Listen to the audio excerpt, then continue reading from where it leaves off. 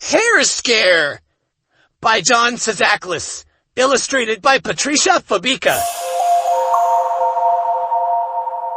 Chapter 1.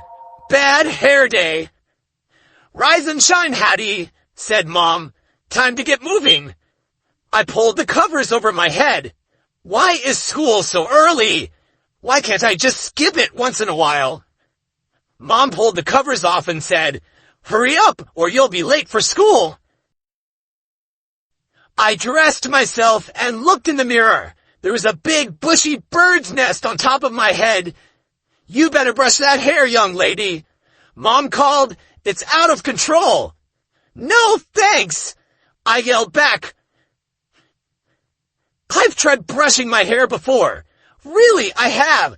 It's just that I lose brushes that way. There are too many tangles and even more knots. I've tried everything. Nothing works. So that's that. It is what it is. "I don't care about my stupid hair," I yelled angrily. Suddenly, poof, my room filled with colorful smoke. Glitter and sparkles fell down all around me. I saw a very large person hovering above me. "What is going on?" I asked. "Who are you?" The scary stranger floated right toward me. "I'm your hairy godfather," he boomed in a loud voice, "and I don't like what I hear." The magical fairy waved his wand and said, "Hair today, gone tomorrow." Lightning flashed and thunder rumbled. Kagoom! All of a sudden, my head was covered in slithering snakes. Chapter 2. Hats off, Hattie. "Ah!" I screamed. "What did you do to me?" "I fixed your problem," he said. "Now you don't have to brush your hair. You just need to feed it." "What am I supposed to feed snakes?" I shrieked. "Snake snacks, of course," the hairy godfather replied. Then he disappeared. Poof! The wriggling reptiles crawled onto my face. Their silky skin tickled my cheeks. "Stop it!" I yelled. "Stay still!" "Hattie!" Mom called. "The bus is here." How was I going to get out of this magical mess? Aha! I found a thick winter hat with flaps. I quickly covered my head and ran to the bus. Chapter 3. Hissy Fit. I sat all the way in the back of the bus, trying not to be seen. "Hey, Hattie, what's with the hat?" asked my friend Athena. "What hat?" I said. "Hiss." "The hissing hat on your head," said Athena.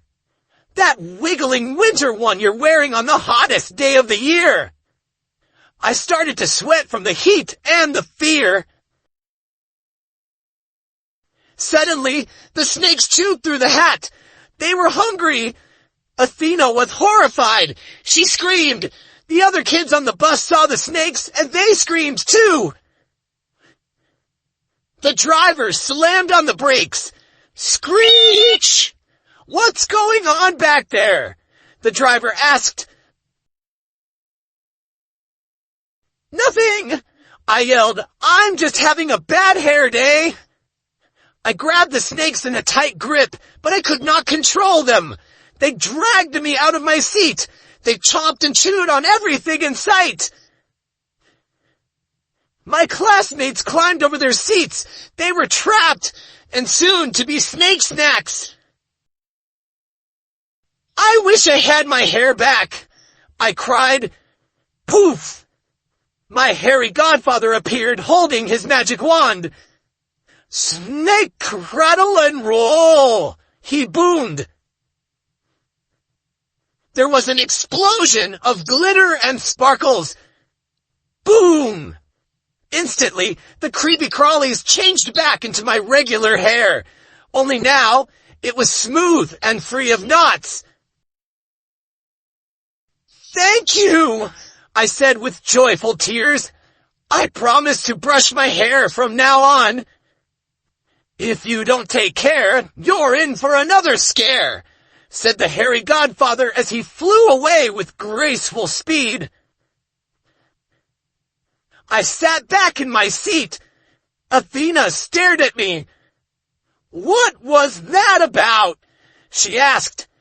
"Forget it," I said. "That hair-raising horror is history."